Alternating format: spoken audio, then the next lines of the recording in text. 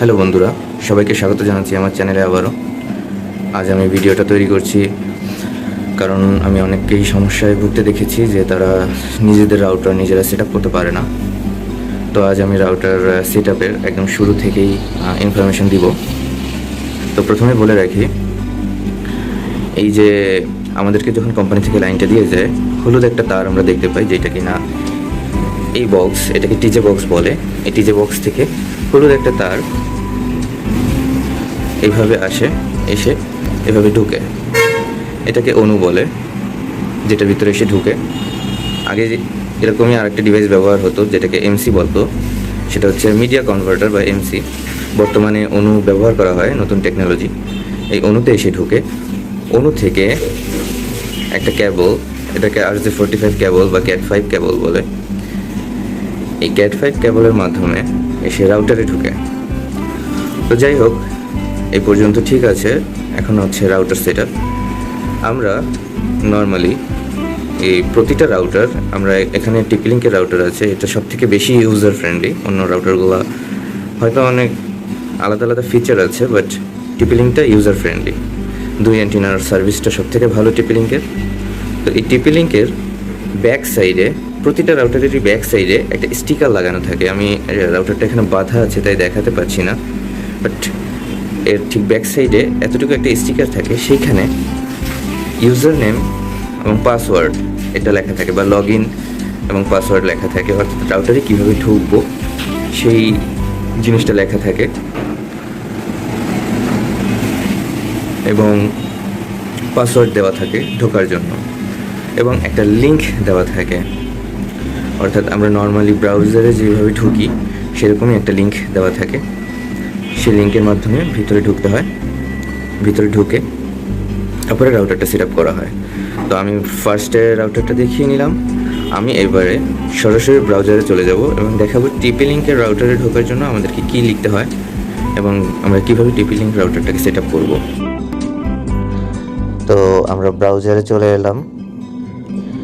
ব্রাউজারে এসে আমরা এখানে উপরে দেখতে পাচ্ছি, আমার এটা আগে থেকে বসানোই ছিল কারণ আমি রাউটারটা আগে সেট আপ করেছি। তো রাউটারের পিছনে এভাবে লেখা আছে 192.168.0.1।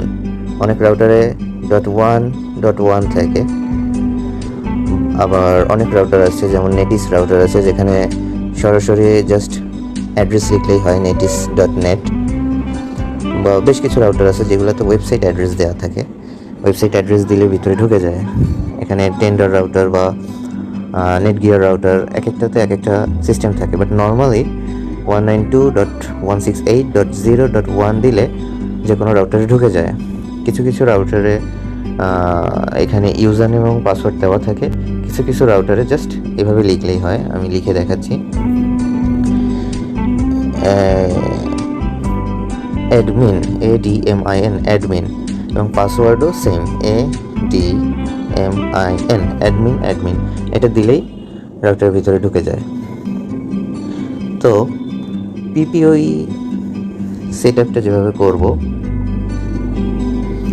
আমরা কুইক সেট আপে গেলে নর্মালি এরকম নেক্সট বাটন দিয়ে করা যায় ওয়্যারলেস রাউটার। এখানে লেখা আছে অনেক কিছু, auto detect, dynamic IP, static IP. তো ডাইনামিক আইপি, স্ট্যাটিক আইপি এগুলার সেট আপের সিস্টেমটা আলাদা। এটা যদি কখনো ওই রকম করে দেখি যে কারো দরকার হচ্ছে বা কেউ চাচ্ছে, আমি তখন সেই ভিডিওটা বানিয়ে দিব। তো নর্মালি আমাদের দেশে যেটা হয়ে থাকে, অন্য সব ISPরা যেই সেট আপটা করে থাকে সেটা হচ্ছে PPPoE, এই সেট আপটা করে থাকে। এখানে রাশিয়া দেওয়া আছে বিকজ অনেক সময় রাউটার সেট আপ করতে গেলে এইটা সিলেক্ট করতে হয়। তো যাই হোক, আমরা PPPoE তে যাব। এখানে ইউজার নেম, পাসওয়ার্ড, এই দুইটা জিনিস চেয়েছে। তো PPPoE এটা ISP প্রোভাইডার থেকে একটা ইউজার নেম পাসওয়ার্ড দেয়, সেটা সেট আপ করতে হয়। আমি এখানে সেট আপ করবো না কারণ আমার সেট আপ করা আছে। আমি দেখাচ্ছি ভিতরে ঢুকে সেট আপটা কেমন। এই যে এখানে দেখা যাচ্ছে এটা আমরা সরাসরি কুইক সেটআপে না গিয়ে নেটওয়ার্কে গিয়েও সেটআপ করতে পারবো। নেটওয়ার্কে ঢুকে আমরা কানেকশন টাইপ পিপিপিওই সিলেক্ট করব। ইউজার নেমের জায়গায় ইউজার নেম যেটা আইএসপি থেকে দিবে সেই ইউজার নেমটা সেটআপ করব, পাসওয়ার্ডটা সেটআপ করব। এরপরে এখানে আর আমাদেরকে কিছু সিলেক্ট করতে হবে না, এগুলো অটোমেটিক দেওয়াই থাকবে সব কিছু। এখানে অথেন্টিকেশন টাইপটা অটো যদি না করে দেওয়া থাকে তাহলে অটো করে দিতে হবে। এবং তারপরে আমরা সেভে ক্লিক করব। সেভে ক্লিক করলে এটা সেট আপ হয়ে যাবে। তো সেট আপ করার পরে চাইলে আপনারা রাউটারটা রিবুট দিতে পারবেন। এখানে সিস্টেম টুলস নামে একটা অপশন আছে। সিস্টেম টুলসের ভিতরে ঢুকে আপনারা দেখবেন এক জায়গায় রিবুট লেখা আছে। হ্যাঁ, এইখানে এই যে রিবুটটা আমরা দেখতে পাচ্ছি, এই রিবুটটাতে যদি আমরা ক্লিক করি তাহলে এখানে লেখা দেখাবে ডিভাইস উইল রিবুট, আর wish you to continue. Okay চাপ দিলেই রাউটারটা রিবুট হবে। এখানে একটা লোডিং দেখা যাচ্ছে, লোডিংটা যদি শেষ হয়ে যায় তাহলে রাউটারটা রিবুট হবে।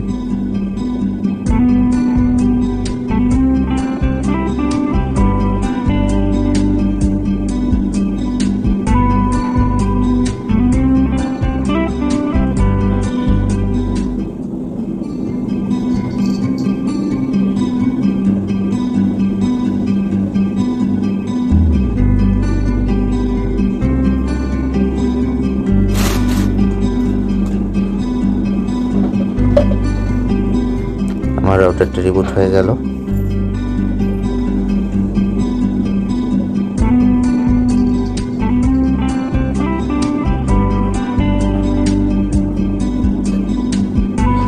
তো বন্ধুরা, এই ছিল কমপ্লিটলি ইউজার ফ্রেন্ডলি একটা রাউটার সেটআপ, যেটা আমি বেশ কিছুদিন ধরেই অনেকের রিকোয়েস্টের কারণে এটা বানাচ্ছি।